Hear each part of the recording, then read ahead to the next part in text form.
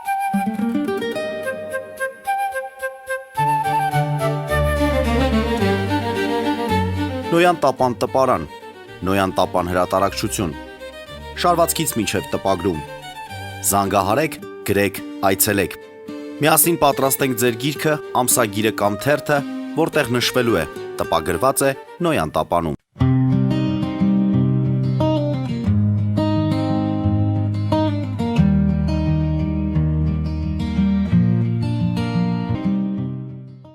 Իրան-ԱՄՆ այդ բանակցություններին կանդրադառնանք, պարոն Պետրոսյան, գործող իշխանությունները այս նախընտրական շրջանում հստակ բաժանում է արել պատերազմի եւ խաղաղության կուսակցություններ, իշխանությունները զգուշացնում են, ընդդիմադիրները ասում են դա զգուշացում չէ, դա սեփական քաղաքացիներին պատերազմով սպառնալ է, բացատրությունը գիտեք, ովքեր չեն հրաժարվի անկախության հռչակագրից, ովքեր շարունակեն խոսել արցախցիների վերադարձի իրավունքի մասին, իրենք անուղակի կամ ուղակի ինչ որ պահի պատերազմ են բերելու Հայաստանի գլխին, եթե ընտրվեն։ Հիմա կողքից որպես փորձագետ իշխանության այս մեկնաբանության, բացատրության, հիմնավորման հիմքերը իսկապես լուրջ են։ Իսկապես եթե գան այնպիսի ուժեր իշխանության, որոնք խոսեն արցախցիների իրավունքի, վերադարձի իրավունքից, դա կբերի օրինակ սեպտեմբերին պատերազմի։ Դե նախ չի ցանկանա, ավելի ճիշտ մասնագիտական չէր լինի, եթե ես հիմա ներքաղաքական այս բանավեճերը մեկնաբանեի, բայց կփորձեմ էլի համեմատականներ տանելով իմ մասնագիտական ուղղվածության եւ նաեւ իհարկե Ադրբեջանում ունեցած հանդիպումների եւ դրա արդյունքների հետ որոշակի պատասխանել ձեր հարցին, չգիտեմ որքանով բավարար կլինի, բայց կփորձեմ ամեն դեպքում, չեմ խուսափի հարցին պատասխանելուց։ Վստահաբար կարող եմ ասել, որ այս պահին ադրբեջանական կողմը հակված է խաղաղության եւ բնականաբար իրենց համար նաեւ կա որոշակի անորոշ ժամանակահատված եւ հանգամանք, որը պայմանավորված է Հայաստանում ընտրություններով։ Այսինքն, եթե Հայաստանում գործող իշխանությունն է, իրենք շարունակում են այս օրակարգը եւ այս քաղաքականությունը։ Եթե Հայաստանում տեղի ունենում ուրեմն իշխանափոխություն, իրենք շարունակելու են նույն մոտեցումը, բայց այս դեպքում արդեն գնդակը հայտնվել է Հայաստանի դաշտում։ Այսինքն, եթե Հայաստանի գործող իշխանության ուրեմն քաղաքականության հետ իրենք քաջածանոթ են, անգամ ողջունում են, որտեղ այդ քաղաքական ուրեմն մարտավարության արդյունքում նաև հնարավոր եղավ այն միջավայրը, որը ներկայում ձևավորվել է, ապա անդիմության դեպքում բնականաբար առաջանալ են տարբեր հարցեր։ Դա պայմանավորված է նախ անդիմության մոտեցմամբ ընդհանուր քաղաքական օրակարգին, դա պայմանավորված է այն զգայուն հարցերին, որոնք շարունակում են մնալ նաև ոչ ամբողջովին կարգավորված երկու երկրների հետ, այդ հարցերը հետ կապված է ընդդիմության մոտեցումներին, օրինակ նույն արցախցիների վերադարձի հարցը։ Մենք տեսնում ենք իշխանության կողմից հստակ մոտեցում, որը մեծ հաշվով նաև բխում է Ադրբեջանի շահերից, այսինքն նկատի ունեմ ադրբեջանական կողմը եւս հակված է Արցախի հարցը նման կերպով փակելու, որտեղ իրենք էլ հասկանում, որ հեռանկարում եթե Հայաստանում տեղ ունենում իշխանափոխություն կամ տարածաշրջանում քաղաքական, աշխարհակաղական իրավիճակ է փոխվում, Արցախի հարցը կրկին կարող է վերածվել այն նույն հիմնախնդրին, որը 90-ականների, 80-ականների վերջին 90-ականների սկզբին կրկին ցակեց եւ ամբողջ տարածաշրջանը տարավ հակամարտային ուղղությամբ։ Այսինքն, այս առումով կա մոտեցումների, այսպես ընդհանուր զուգահեռ Հայաստանի եւ ադրբեջանցիների, ադրբեջանի իշխանությունների միջեւ, բայց հենց այստեղ օրինակ նույն կամ թրիփի հետ կապված, որովհետեւ թրիփը շատ կարեւոր ուրեմն իրականում այնտեղ էլ ես համոզվեցի, թե որքան կարևոր է Ադրբեջանի համար թրիփ նախագիծը, ընդ որում կարևոր է հենց Միացյալ Նահանգների երաշխավորությամբ, սա շատ կարևոր հանգամանք է, որովհետև հակառակ դեպքում իրենք էլի կարծում են, որ եթե չլինի այստեղ շատ ազդեցիկ երաշխավոր այս ճանապարհին, կրկին էլի Ռուսաստանը կարող է հայտնվել եւ նոյեմբերի 9-ով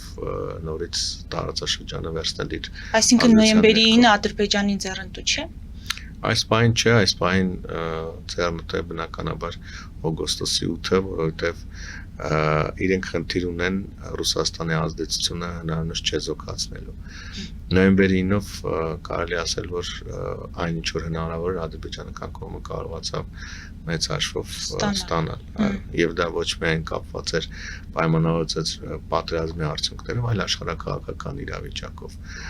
Ռուսաստանի պատերազմ, ուկրաինական պատերազմի մեջ մտնելը դա մեծապես ուրեմն մեծացեց Ադրբեջանի հնարավորությունները շատ արագ կերպով հասնել ուրեմն Արցախի ամբողջական վերահսկողության, որտեղ նայեք այնուամենայնիվ, երբ որ խոսում ենք փորձագետների հետ, իրենք էլ ասում են, որ 2020 թվականի պատերազմից հետո իրենց համար ամենակարևոր անվտանգային խնդիրը ոչ Արցախի հարցը չէր դարձել, իրենց համար ամենակարևոր եւ ամենալուրջ խնդիրը դարձել էր Ռուսաստանի ռազմական ներկայությունը այս տարածքներում։ Թրեպի մասին նշեցի, Արցախի մասին նշեցի, բնականաբար Բաքվում ձերբակալված մեր գերիների խնդիրը կա, որը իրենց համար եւս իրենք գուցե իրենցով են դա դարձել շատ ավելի զգայուն խնդիր, որտեղ նույն այդ դատավարությունները իրենց հասարակության վրա բոլորովին այլ ազդեցություն են տվել քարոզչական առումով, հոգեբանական առումով։ Այսինքն հետ կանգնել չեն կարող այնպիսի մթնոլորտ ստեղծել։ Տեսեք, իրենց մոտ մարտավարությունը ես այսպես եմ հասկացել։ Իրենք ստեղծում են նարատիվներ, այդ նարատիվները փոխանցում են իրենց հասարակությանը, հաշվի առնելով թե ինչպես է այդ փոխանցման ուրեմն մեխանիզմն աշխատում, այն շատ լայն տարածում է ունենում, որտեղ մեծ հաշվով այլակարգություն չկա, այսինքն չկան ուժեր, չկան կառույցներ, շատ քիչ են փորձագետները, որոնք փորձում են ենթադրենք այդ եղած նարատիվների այլընտրանք առաջարկել։ Այսինքն այդ նարատիվները ամբողջովին ընկալվում են հասարակության կողմից կամ առավելագույնս ընկալվում են հասարակության կողմից, հետո որոշակի ժամանակ իրենք վերածվում են հասարակական պահանջի։ Եվ իշխանության համար էլ դա դառնում է մանևրի հնարավորություն, տեսեք մեր հասարակությունը սա է ուզում։ Երբ որ մենք բարձրացնում ենք ընդորում ամենից հաճախ բարձրացնել ենք հենց մեր ռազմագերիների հարցը եւ այսպես ասեմ ձեզ ունեն դրա մի քանի մակարդակում պատասխանները, դա մեր հասարակության համար շատ զգայուն հարց է, մեր հասարակությունը համարում է նրանց հանցագործներ, իրենք չեն համարում, հասարակությունն է համարում, հա? Պետությունը եւ իհարկե նաեւ հասարակությունը, իհարկե պետությունը կարող է հանուն այդ խաղաղության զիջումներ անել, բայց դա երկրի ներսում շատ լուրջ հետևանքներ կունենա եւ այլն։ Հետո շատ հաճախ նրանց ներկայացնում են ոչ միայն ոչ նաեւ Հայաստանի համար այսինքն մարդկանց, որոնք գործել են ոչ թե Արցախի համար, այլ Ռուսաստանի համար, Ռուսաստանի շահերն են այստեղ առաջ սպասարկել, այսինքն այս տեսանկյունից ուզում ասել, որ բոլոր մակարդակներում իրենք շատ պատրաստված իրենց այսպես պատասխանները ունեն։ Ամբողջ հարցն այն է, որ իրավիճակն այս բանին այնպիսին է, որ մենք լուծումներ չունենք մեծ հաշվով։ Այսինքն այս պահին նաև այս դուք խաղաղության կամուրջ նախաձեռնության մասին էլ հարցրիք, այս նախաձեռնության ամենակարևոր դերակատարումը որպես ձևաչափ լինելն է, որպես գործընթաց կամ որպես Հայաստան-Ադրբեջան գործընթացի մի մաս լինելն է։ Որտեղ մեզ համար չափազանց կարևոր է այնուամենայնիվ խաղաղության այս միջավայրի ապահովումը հատկապես օբյեկտիվ պայմաններով պայմանավորված։ Տեսեք մեր շուրջ, ելի եմ ասում, հա, տեսեք թե Իրանում ընթանում է հակամարտություն, որը համաձայնության չկան, դրան էլ միանգամից անդրադարձեք, պարոն Պետրոսյան, դրա նվագ։ Այսինքն մենք սրանք իրողություններ են, որոնք Հայաստանից կախված չեն։ Նույն օրինակ տեսեք, ես Արցախի մասին նշեցի, չէ։ Հիմա Ադրբեջանը պատրաստվել էր 2020 թվականից հետո շատ երկարատև ուրեմն նոր խնդրի, որը լինելու էր Ռուսաստանի ռազմական ներկայությամբ Արցախի տարածքում։ Իրենք նշում են 2020-ից հետո այլևս Հայաստանը մեզ համար էական խնդիր չէր։ Խնդիրը Ռուսաստանն էր, բայց աշխարհը այնպես փոխվեց, որ ոչ միայն Ռուսաստանը գնաց, այլև Ռուսաստանը ինքը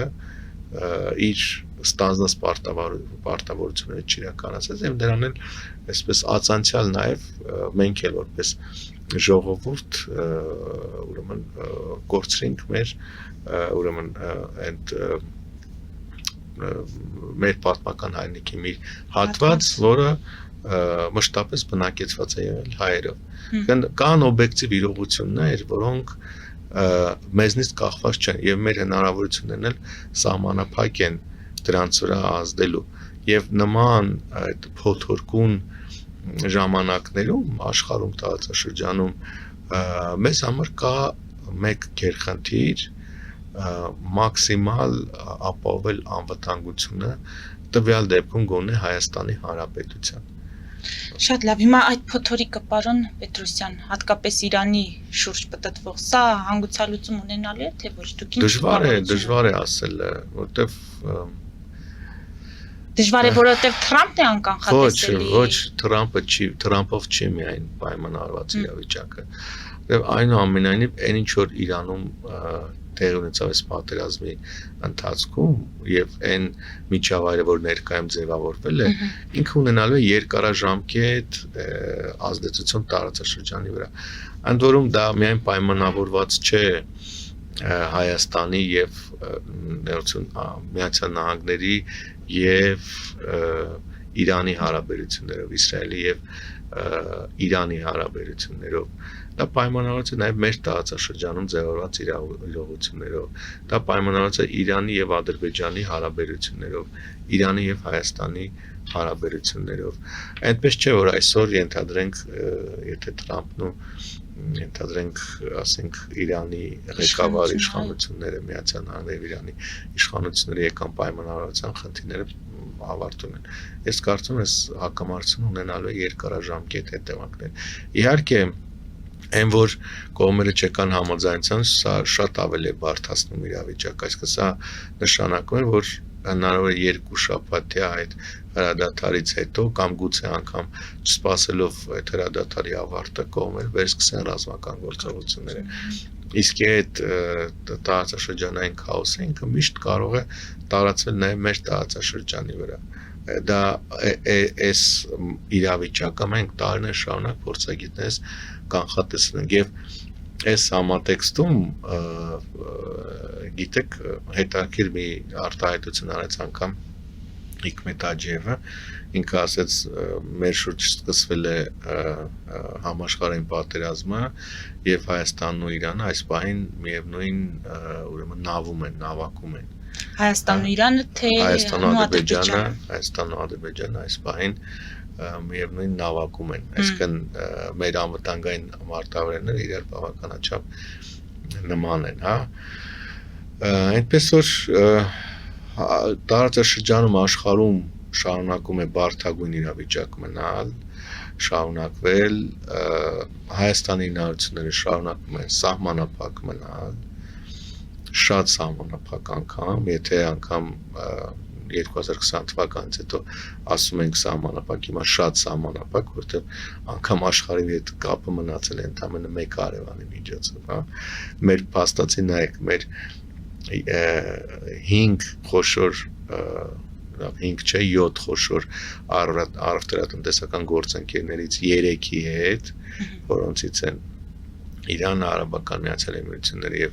Իրաքը, մենք փաստացի այս պահին ցամաքային երաշխավորված կապ չունենք, որի միջոցով էլ այդ տնտեսական հարաբերություններն են տեղ ունենում։ Շարունակվում են գլոբալ տնտեսական խնդիրները, գնաճը, որը ազդում է նաև բնականաբար Հայաստանում, այսինքն այս պայմաններում ինչ որ այսպես շատ մեծ ազգային խնդիրների մասին մտածելը իհարկե միամտություն կլինի եւ սխալ ուղղությամբ մեր ջանքերի կենտրոնացում, երբ որ ամեն կերպով մենք սահմանափակ ենք այս պարագայում մեր հիմնական խնդիրը պետք է լինի Հայաստանի Հանրապետության անվտանգությունը ապահովելը եւ մեր միջավայրում մեր հարևանությամբ իրավիճակը առավելագույնս կառավարելի պահելը։ Եթե դա էլ կարողացանք այս պահին ապահովել անցցում անցնել այս շրջափուլը, հավատացեք դա կարելի է վստահաբար մեծագույն հաջողություն գնահատել Հայաստանի համար եւ ոչ միայն Հայաստանի նման պետությունների համար նման անկանխատեսելի ժամանակահատվածներում։ Շնորհակալ եմ։ Ես եմ շնորհակալ։ Մեծ դիտողներին հիշեցնեմ, որ զրուցում էի տարածաշրջանային հարցերով փորձագետ Արմեն Պետրոսյանի հետ։ Մեր ուղիղ եթերները կարող եք դիտել Patreon-ում, նաև այդ հարթակում աջակցել էկրանին երևացող QR կոդով։